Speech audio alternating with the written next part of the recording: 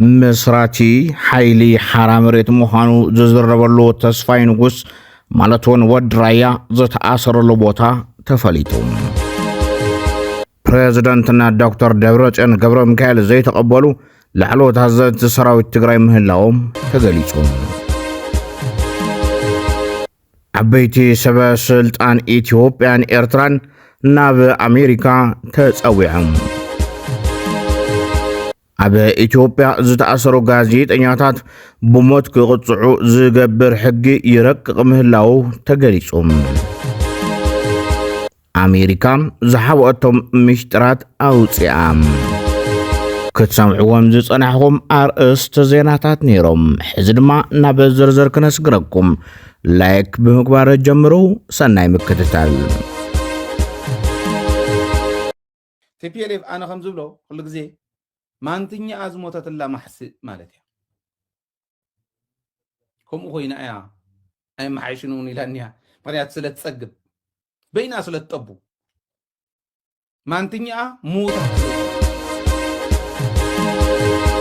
كاب مسراتي حيلي حرامريت مخانو ززربلو تسفاي نغوس مالتون ودرايا مأسارو يفلت زاقيد من عشرو قلت زغنا حبريتا زيوت انتخون امز قربا حيلي حرامريت مشكتي كاب حوحات زملتو بلتسقنا اي خونن زبل تقاوموتات بمسن بعد جنرال صارق ان قرحنتي كمزلو كغلص صنيحيوم صارقان ام تግራዋይ ለወጽ ሊት نعيشي أسر ليل ومن فدا أسر ليل أنا كل من مشي كامل شعبي أتخذني اليوم أنا يبصي هل صارك أنا بنا يبالغ ده أنا أبوي خلي صارك أبونا صارك أنا أبونا مقبل بوي با كم تهيو ودي يجي يبلك هاي كوسو لا ركعي ودي يبلك حس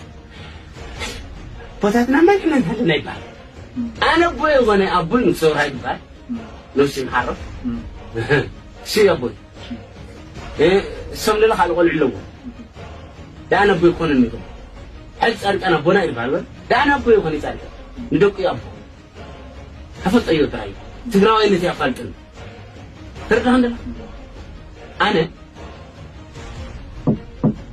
بمخان ونساتهم سيرموناي مخان عدلو سفح مخاني زرب زلهم تسفاي نغوس ودرايا تأسيرلو زللو بوتاون تحبيرلهم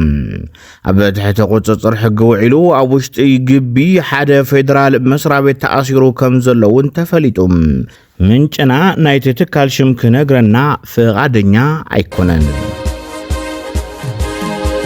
محبر أكسيون فابريكا سمينتو توغوغا هنصت فابريكا نمجمار زخلو عبيت ماشينات صعنات تشكركرتي كاب ودب جيبوتي تبغيسن مقله بصحن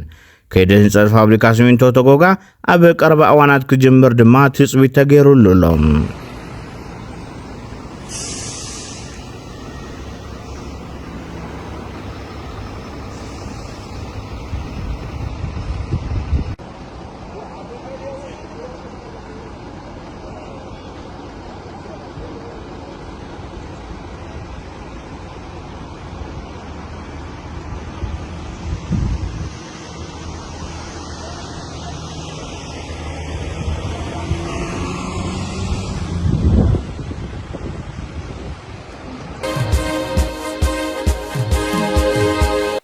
دكتور دبرتسيون غبر ميكائيل ناب بريزيدنت كملوس موسانم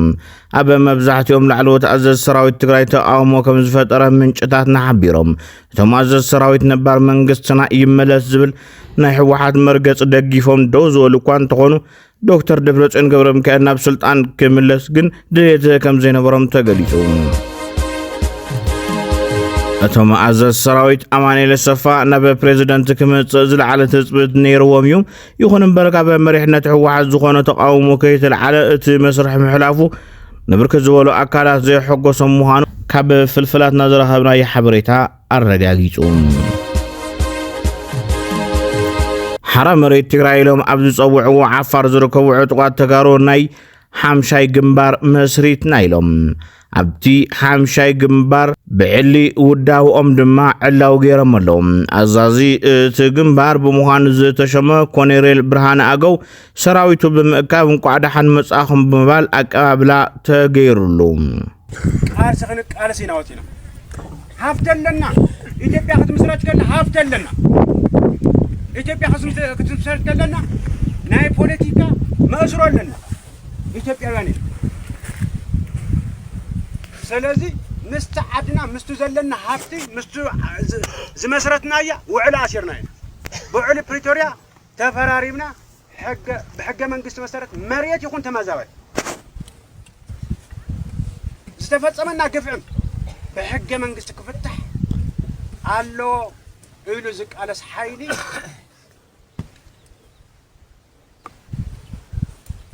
ሕጂ ግን ምስ ፕሪቶሪያ ውዕል ዘይብሎም ምስ ኢትዮጵያ ዘፍርሱ ምስ ትግራይ ላ ዓዘቕቲ እትዩ ተሓባቢሩ ትግራይ ልምጥፋእ ይጓየሉ ስለዚ ናይ ሕወሓት ብዙሕ ግዜ ብፖለቲካ ተዛረቡ ኣብዚ ዘሎ ሰብ ተዛረብካዮ ኣይተዛረብካዮ ናይ ዝጉጅለ እዚ ተዛረብና ዝጠፍኦ ሰብ የለን ታናይ መጨረሻ ግን ፌደራልም ኣንሕናም ናይ ሽምቕ ተስፋ ብምቑራጽ እስኪ ጽባሕዶ ይቕበል ድሕሪ ጽባሕዶ ይቕበል ላተባሃለ ጸኒሑ እዩ ማለት ታናይ መጨረሻ በቃቱ ለኣረገ ቱ ካብ ኢትዮጵያ ተገልሉ ዝገበሮ ላብ ዓዘቕቲ ዘእትየና ምክሪ ቤት መሊሱ መንግስቲ መስሪተ ይብለና ኣሎ ስለዚ ሕወሓት ሒዝዎ ዘሎ መንገዲ ናይ ሸለልትነት ቁማር ክብል ኣይተ ጌታቸው ረዳ ገሊጹ ኣይተ ጌታቸው ረዳ ሕወሓት ሕዚ ሒዝዎ ዘሎ መንገዲ ናይ ሸለልትነት ቁማር ምዃኑ ብምግላጽ ኣብ መጽሔት ኣፍሪካ ሪፖርት ኣብ ዘውፅኦ ሓዱ ጽሑፍ ነቒፉ ኣይተ ጌታቸው ሕወሓት ምስ መንግስቲ ኤርትራን ካልኦት ናይ ውሽጢ ዓዲ ጉጅለታትን ስልታዊ ምሕዝነት ብምፍጣር ኣብ ዝሰርሖ ቀመር ናይ ልቢ ተሰሚዕዎ ኣሎ ክብል ተዛሪቦም መሪሕነት ሕወሓት ምስ ፌደራል መንግስቲ ዘለዎ ጥረብ ብምብኣስ ዝደለኽዎ ክረክብ እየ ዝብል ሓደገኛ ቀመር ሒዙ ከም ዘሎ ዝነቐፈ ኣይተ ጌታቸው ትግራይ ሕዚ ንዝበፅሐቶ ቁልውላው ንሶምን ሓላፍነት ከም ዘለዎም እዩ ዝገልጽ መሪሕነት ሕወሓት ጉጅላዊ ረብሕኡ ምስ ረብሓ ህዝቢ ትግራይ ብምጭፍላቕ ከቕርቦ ምፍታኑ እቲ ዝዓበየ ሓደገኛ ክስተት ምዃኑ እውን ኣይተ ጌታቸው ኣብቲ ጽሑፍ ኣስፊሩሎም ይኹን እምበር ነዚ ጽሑፍ እዚ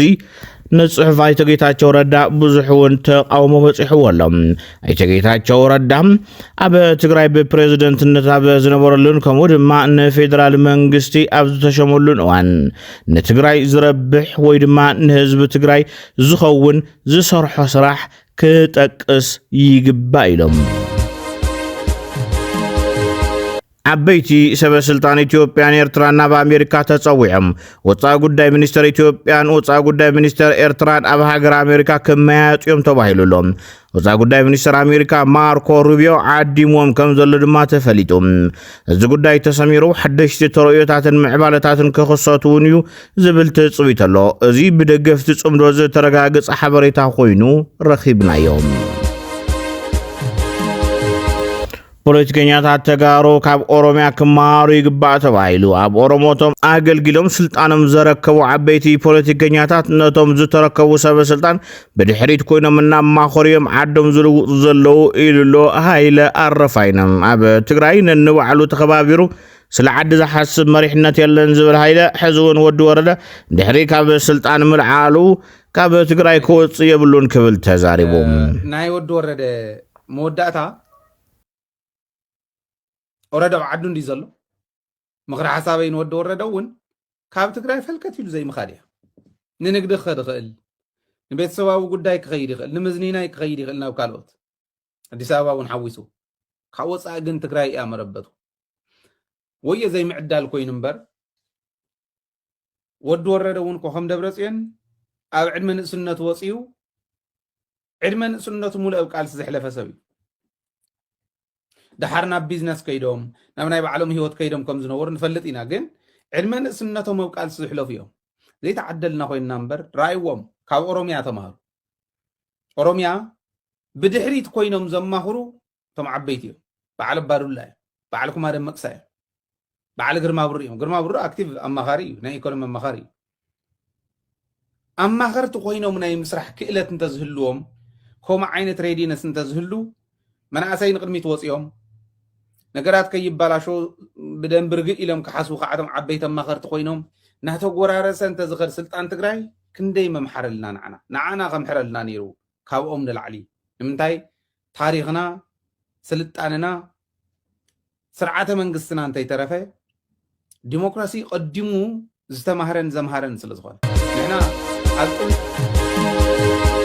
ኣብ ኢትዮጵያ ዝተኣሰሩ ጋዜጠኛታት ብሞት ክቕፅዑ ዝገብር ሕጊ ይረቅቕ ምህላው ተገሊጹ። በመንግስቲ ኢትዮጵያ ዝተኣሰሩ ጋዜጠኛታት ዝርከቦም ፖለቲከኛታት ብሞት ክቕፅዑ ዝገብር ከይዲ ክኽተሉ መንግስቲ ንቤት ፍርዲ ጽዕንቶ ይገብር ከም ዘሎ ተፈሊጡ። ዶክተር ወንዶሰን አሰፋ፣ መስከረም አበራ፣ ጎበዜ ሲሳይ፣ ዳዊት በጋሻው፣ ገነት አስማማውን ብዝብል ስም ዝጽውዑ 16 ተኸሰስቲ ሰበ ስልጣን ብልጽግና ብግልጺ ኣብ ስርዓተ ፍትሒ ኢዶም ብምእታው ንሞት ፍርዲ የዳልውን ኣለው ምባል ናብ ቤት ፍርዲ ሓዱሽ ጥርዓን ኣቕሪቦም ተባሂሉ። ተኸሰስቲ ኣብ ዘቕረብዎ ጥርዓን ዓቃቢ ሕጊ ብዘይመርትዖ ኣብ ልዕሊና ክሲ ምስ ኣቕረበ ናይ ምክልኻል መሰልና ምስ ሓተትና ኣብ ቤት ፍርዲ ከቀረብኩም ተኣሲርኩም ብፕላዝማ ተኸላኸሉ ተባሂልና። እዚ ኣብ ታሪክ ፍትሒ ኢትዮጵያ ተራእዩ ዘይፈልጥ ብይን እዩ። ፖለቲከኛታት ድማ ከምዚ ዓይነት ፍርዲ ኣብ ልዕሊና ክውሰን ጸቕጢ ይገብሩና ኣለዉ ክብል ተማጉቶም። ውግእ ሱዳን ናብ ደቡብ ኢትዮጵያ ይስፋሕፋሕ ከም ዘሎ ዘርእዩ ሓበሬታታት ወፅዮም። ሱዳን ጋር ነግረናችኋል። ሰፋ ያለ የሱዳን ጦር ተጓጉዞ አሁን ድንበር ጋር መጥቷል። የሱዳን ወታደራዊ መንግስት ተጨማሪ ጦር ሰራዊትና ጸረ አውሮፕላን መሳሪያዎችን ወደ ኢትዮጵያ ድንበር አስጠግቷል። ዓለም አቀፍ ዜና ነው የምነግራችሁ። ሱዳን ወታደሮቿንና ጸረ አውሮፕላን መሳሪያዎቿን ወደ ኢትዮጵያ ድንበር ያስጠጋችው የቤኒሻንጉል ጉሙዝ አዋሳኝ በሆነው የብሉ ናይል ግዛት ቀጠና ነው። ማን የዘገበው መሰለ? ብሉምበርግ ዓለም አቀፍ ዜና። ያ ስንልህ ውሸት ከመሰለ ብሉምበርግ ይህን ዘግቦታል። ጸረ አውሮፕላን ድንበሮቹ ጋር አምጥታ እየተከለች ነው። ሰፋ ያለ ሰራዊት አምጥታ እዛ እያሰፈረች ነው። የኢትዮጵያን ዕዳዩ 4 ኪሎ የተቀመጠው ኃይል የሚያመጣውን ነገር መሬትን ለማስደሰት የጦር አውሮፕላን ልኮ መጥቶ ጠርቶ አመጣቸው። ጠርቶ ባያመጣቸውም ደግሜ እነግርሃለሁ መቀሌ ላይ ኃይል ከተቀናጀ ካርቱምን ለማፍረስ እድል እንደሚሆነው ያውቃሉ። ስለዚህ ካርቱም ያለ የአልቡርሃን መንግስት ዳጋሎን ያደራጀበትና ሊውጠው የተዘጋጀውን የአብይ አገዛዝ ይሄንንም አልፈቅድልህም ብሎ ነው የተነሳው። የፋኖ ኃይሎች ከሱዳን ጋር በሚኖራቸው ግንኙነት አብይ አህመድ የሚለክሰው ጦርነት አማራውን እንዳይወድም ለማድረግ ለመከላከል የሚያስችል አንድም የጋራ ጥቃት በመጣ የጋራ መከላከል ለማድረግ የሚያስችል ስምምነት መንግስት ሱዳን ኣብ ጥቃ ደቡብ ኢትዮጵያ ብዝፈጸመ መጥቃዕቲ ክልተ ካምፕታት ቁልጡፍ ወሃቢ ደገፍ ሓይልታት RSF ከም ዘዕነወ ኣፍሊጡ። ኣብ ቁልጡፍ ወሃቢ ደገፍ ሓይሊ RSF ብወገኖም ብርክት ዝበሉ መጥቃዕታት ድሮን ከም ዝፈጸመ ተረጋጊጹ። ንኢትዮጵያ ቀረባ ኣብ ዝኾነ ግዝኣት ብሉ ናይል ሱዳን ከቢድ ውግእ ይካየደሎም። ሓይሊ ቁልጡፍ ወሃቢ ደገፍን ሰራዊት ሱዳንን ስትራቴጂካዊ ቦታታት ንምቁፅጻር ይቃለስ ኣለዉ። ኣብቲ ውግእ SPLMO ተባሂሉ ዝፅዋዕ ናይ ደቡብ ሱዳን ዕጡቕ ጉጅለ ምስ ሰራዊት ሓሙቲ ተሰሊፉ ይርከብ። ብተወሳኺ እቲ ቁልጡፍ ወሃቢ ደገፍ ሓይሊ ብወገን ኣሶሳ ሓገዝ ይረክብ ከም ዘሎ ምንጭታት ሱዳን ጸብጺቦም። መንግስቲ ሱዳን ካብ ብቅድሚ ትማል ጀሚሩ ናብ ደቡብ ኢትዮጵያ ተወሳኺ ሰራዊት ናጽዋረን ይልእኽ ከም ዘሎ ዝዝከር እዩ። ብተወሳኺ ደቡብ ሱዳን ኣብታ ናይ ኢትዮጵያ ዶብ ቀረባ ዘላ ናይ ግብፂ ወታደራዊ ካምፕ ዓፅያቶም። ደቡብ ሱዳን ኣብ ጥቃ ደቡብ ኢትዮጵያ ዝርከብ ወታደራዊ ማዓስከር ግብፂ ክዕጾ ትእዛዝ ከም ዝሃበት እዩ ተገሊጹ። እዚ ስጉምቲ እዚ ዞባዊ ኩነታት ጸጥታ ምብራቕ ኣፍሪካ ክቕይርን ወታደራዊ ህላወ ካይሮ ከበቅዕን ዝኽእል ስጉምቲ ተባሂሉ ኣሎም። ብመሰረት ምንጭታት ፕረስ ደቡብ ሱዳን ብምጥቃስ እዚ ወፀ ጸብጻብ እቲ ትእዛዝ ኩሉ ወታደራዊ ንጥፈታት ግብፂ ኣብቲ ዞባ ሙሉእ ብምሉእ ደው ከብል ዝፅውዕ ምዃኑ ዘሱዳን ታይምስ ጸብጺቦም። እንዳይወድም ለማድረግ ለመከላከል የሚያስችል አንድም የጋራ ጥቃት በመጣ የጋራ መከላከል ለማድረግ የሚያስችል ስምምነት አድርገው ከሆነ ፖለቲካሊ ይሄ ናሽናል ኢንተረስት የምትለው ነገር አለ አይደል? ምን ማለት እንደሆነ ገብቷቸዋል ማለት ነው። ይኸውልህ የኢትዮጵያ ናሽናል ኢንተረስት ምናምን የሚል ነገር ውስጥ ገብተህ የማይመለከት ውስጥ እንዳዘባረቅ የአማራ ህዝብ የጦርነት ቀጠና ሆኖ እንዲወድም የሚያደርገው ኦህዴድ 4 ኪሎ ተቀምጦ የአማራን ህዝብ የኤመሬትን ፍላጎት ለማሳካት ካርቱምን ከመታ በኋላ ያጸፋ ጦርነት አማራ ክልል ላይ እንዲካሄድ ሲያደርግ አንተ የኢትዮጵያ ናሽናል ኢንተረስት የአማራ ህዝብ ልቂት ነው እንደ ኢትዮጵያ ናሽናል ኢንተረስት? የአማራ ህዝብ ናሽናል ኢንተረስቱ መጀመሪያ በህይወት መኖር ነው ጌታዬ። ስለዚህ ሊያጠፋው ያቀደው አካል የሚያስከብርለት ናሽናል ኢንተረስት የለም። ናሽናሊዝም በሌለበት ኢትዮጵያዊነትን በገደሉበት አገር ሙታ ድንኳን በተጣለበት ስለ የትኛው ናሽናል ኢንተረስት ነው የምታወራው? ናሽናል ኢንተረስት ማለት ህዝብህን መጠበቅ ነው። አሁን ለአብይ አህመድ ናሽናል ኢንተረስት ማለት ከቲፒኤልኤፍ ጋር ጦርነት ሊገጥም ሲል ኤርትራን ሰራዊት አምጥቶ መዋጋት ነው። ለአብይ አህመድ ናሽናል ኢንተረስት የኤመሬትን ፍላጎት ለማሳካት ሱዳን መታ ኢትዮጵያን ድንበር እንድትወር ማድረግ ነው። ኣብ መወዳእታ ፕሬዚደንት ትራምፕ ኣብ ኢድ መንግስቲ ኣሜሪካ ዝርከቡ ምስ ካልኦት ዓለማት ዝተኣሳሰሩ ፍጥረታትን ዘይተፈለጡ በረርቲ ኣካላት ማለት እውን ዩፎ ዝምልከቱ ምስጢራዊ ፋይላት ንህዝቢ ክጋለጹ ብዝሃቦ ትእዛዝ መሰረት እቶም ሰነዳት ተቃሊዖም። እዚ ሓበሬታ ብሚኒስትሪ ምክልኻል እታ ሃገር ኣቢሉም war.gov/ufo ኣብ ዝብል መርበብ ሓበሬታ ዝተዘርግሐ ኮይኑ ንፈለማዋን ንህዝቢ ክፉት ዝኾኑ ቪድዮታት ፎቶግራፋትን ብመንግስቲ ዝተኣከቦ ሰነዳትን ዘጠቃለለ እዩ። ኣብዞም ሰነዳት ካብ ዝሰፈሩ ነጥብታት ሓደ ብ1965 ኣብ ዝተኻየደ ተልእኾ ጀሚኒ 7 ጠፈርተኛ ፍራንክ ቦማን ምስ ማእኸል ቁፅፅር ኣብ ዝገበሮ ናይ ድምፂ ዝርብ ኣብ ፀገማይ ወገነታ መንኮራኹር ብትሪልዮናት ዝቑፀሩ ደቀቕቲ ቅንጣባት ከም ዝረአዩ ዝገልጽ ይርከቦም። ብተወሳኺ ነፈርቲ ውጊ ኣሜሪካ ብማእኸላይ ምብራቕ ብፍላይ ድማ ኣብ ኢራቅን ሶርያን ክበራ ከለዋ ክቢ ቅርፂ ዘለዎም ብልዑል ቅልጣፈ ዝምዝግዘጉ ኣካላት ከቋርፃ ከለዋ ዘርኢ ቪድዮታት ተዘርጊሖም ኣለዉ። ናይ ቀደም ጠፈርተኛታት እውን ተመሳሳሊ ተዘክሮታት ኣካፊሎም ንኣብነት ብ1969 ጠፈርተኛ ኦፖሎ 11 ባዝ ኣልድሪን ናብ ወርሒ ኣብ ዝገበሮ ጉዕዞ ንምግላፁ ዘፀግም ናይ ብርሃን ምንጪ ከም ዝረአየ ገሊጹ። ብተመሳሳሊ ዓመት ኣብ ወርሒ ዝረገፀ ኣባል ኣፖሎ 12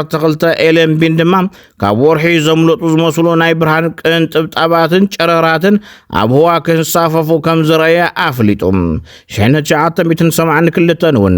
ክልተ ጠፈርተኛታት ተልእኾ ኣፖሎ 17 ኣብ ውሽጢ መንኮራኹር ከለዉ ናይ ብርሃን ነፀብራቅ ከም ዝረአዩ ኣብቲ ሰነድ ተመዝጊቡ ይርከብ። በመንግስቲ ዝተኣከቡ ቃለ መጠይቃት ከም ዘመላኽትዎ ድማ